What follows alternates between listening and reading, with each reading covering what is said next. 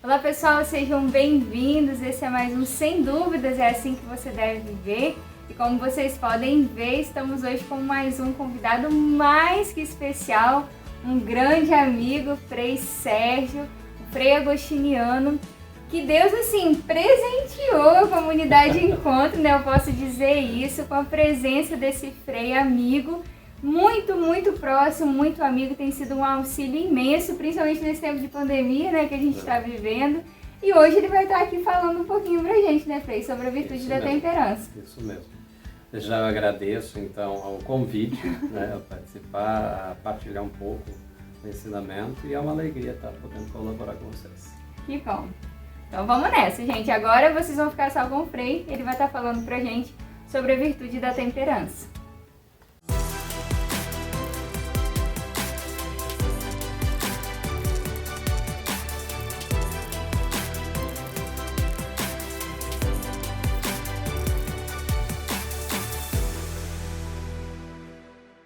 Muito bem.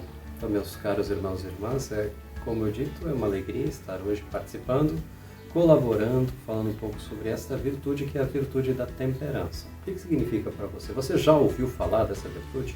Então vamos lá. A temperança é a virtude moral que modera a atração dos prazeres e proporciona o equilíbrio no uso dos bens criados. Assegura o domínio da vontade sobre os instintos e mantém os desejos nos limites da honestidade.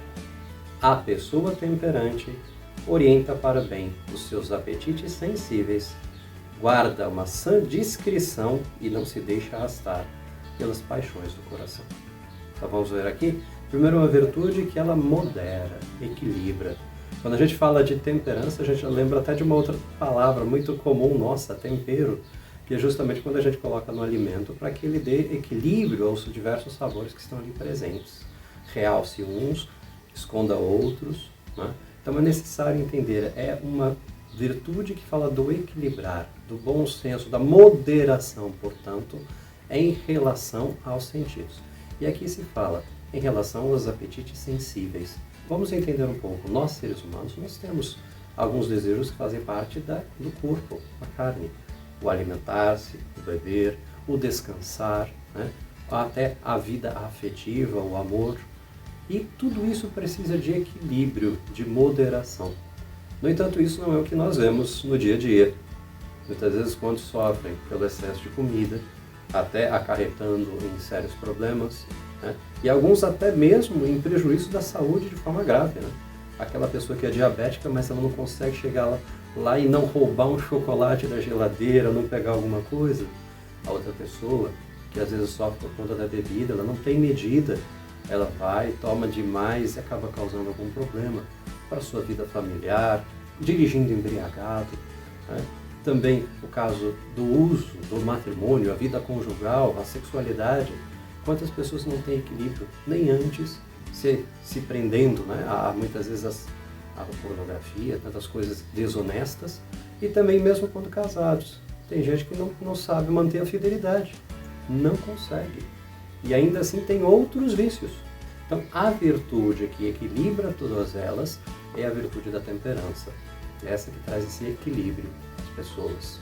Vamos entender algo. É preciso que, primeiramente, o ser humano, pela luz da graça, né, governe pelas faculdades que lhe são superiores, ou seja, a vontade e a inteligência, aquilo que é inferior, que são as paixões, que são esses apetites.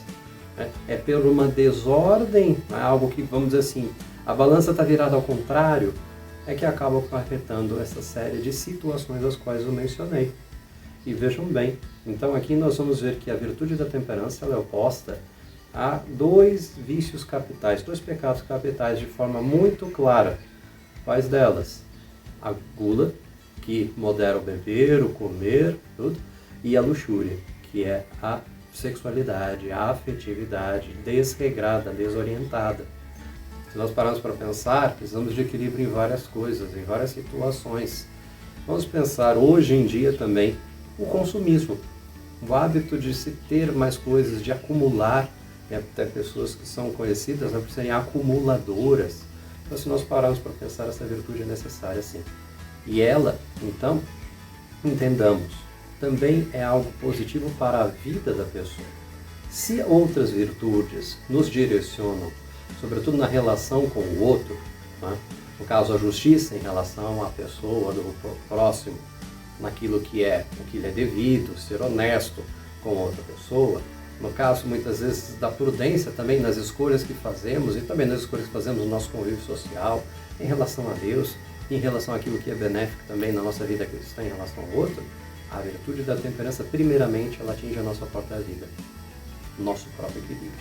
Ela está ligada a outras virtudes, a virtude da castidade, da pureza, a virtude da modéstia, porque uma pessoa que sabe, né, o equilíbrio do seu corpo, sabe se portar, guardar a castidade, ela vai ser modesta, ela não tem o desejo de aparecer. Né? Também em relação à própria vaidade, às vezes, que acaba às vezes sendo uma pedra de tropeço na vida de tanta gente.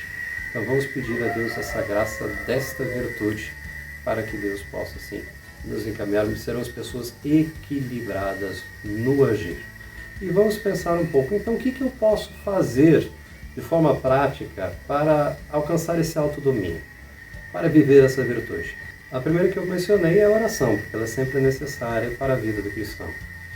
Nós podemos ter, sim, virtudes naturais em nós, inclusive esse equilíbrio, e muitas pessoas vivem essas virtudes, às vezes de forma natural, às vezes por causas naturais. Por exemplo, a pessoa preocupada com a estética, ela luta para moderar o apetite, ela é disciplinada, ela tenta fazer o exercício quando lhe é pedido, ela manter uma rotina, só que aí ainda não é uma ação sobrenatural. Então é preciso pedir a Deus a graça desta virtude no sentido sobrenatural. Segundo, educar a inteligência, formarmos, porque, como eu falei para vocês, é a inteligência e a vontade que devem governar as paixões, os sentidos. Então, enquanto nós não nos alimentarmos também intelectualmente, seja pela palavra de Deus, seja pela fé da igreja, seja por bons livros que educam nessa prática de uma virtude moral, nós não vamos criar em nós motivações, razões para viver aquilo, nos convencer de que aquilo é necessário. Então até a inteligência não terá força diante de um apetite sensível que às vezes a gente já está viciado. O descanso, a gula, a bebida, a sexualidade, a tentação da sexualidade. Então nós temos que entender que existe necessário, sim, educar a inteligência, formar a inteligência para tal. Outro detalhe, guardar os sentidos. Que sentido?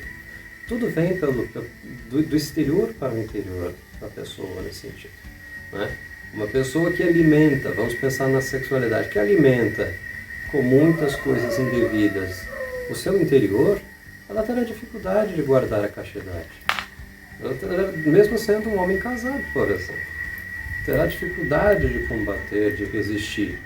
Se ele muitas vezes se alimenta fora por conversas, pelas piadas que os outros contam, vendo na internet, nas redes sociais, sempre uma foto de uma pessoa assim, etc, tal, ele vai alimentando o seu interior com aquilo. É necessário esta vigilância sobre o olhar, sobre a concupiscência do olhar, sobre as coisas. Atrelado a isso, é claro, é necessário que este governo venha de forma prática, governo das coisas. Então, por que a igreja, por exemplo, fala do jejum, da penitência, da abstinência? A gente pensa no jejum e a abstinência mais focado ao alimento ou à bebida. Sim, sem dúvida nenhuma, mas ela ajuda nesse autodomínio em relação a tal coisa. Mas, primeiro, como eu falei, é necessário isso para um autodomínio. Então vamos pensar assim, não basta 40 dias de quaresma, a pessoa, eu vou ficar sem cerveja. Virou o sábado santo, a pessoa já toma um engradado inteiro. Não adiantou nada. Não houve uma educação ali, não houve um fruto daquela penitência. As penitências devem educar a vontade. Assim como o conhecimento educa a inteligência, a penitência fortalece o espírito para não ceder às paixões do corpo. E não só digo, como eu falei, a abstinência ou o jejum, tantas outras práticas que a gente pode às vezes aprender a dizer não para outros excessos. Façamos aos poucos, às vezes, assumamos, né, algum propósito. Durante tanto tempo não vou buscar tal coisa, não vou fazer isso, não vou correr atrás daquela outra coisa que eu sei que é um excesso. Vou me privar de me alimentar intelectualmente e visualmente de coisas que não vão fazer bem, que não vão abastecer o meu interior. Né? Então é necessário, né? Entendemos que a disciplina da penitência ela é algo que fortalece a vontade em relação às paixões mundanas, a esses desejos da carne.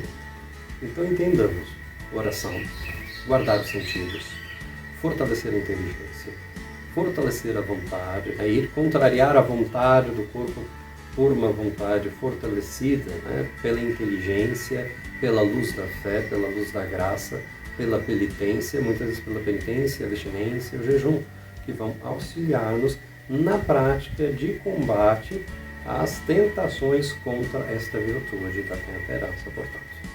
E peçamos a Deus essa graça, né? Que Ele quer nos santos. Então vamos buscar cooperar com Deus para o nosso caminho de santidade. Que o Senhor Deus Todo-Poderoso te abençoe e te guarde. Pai, Espírito Santo. Amém.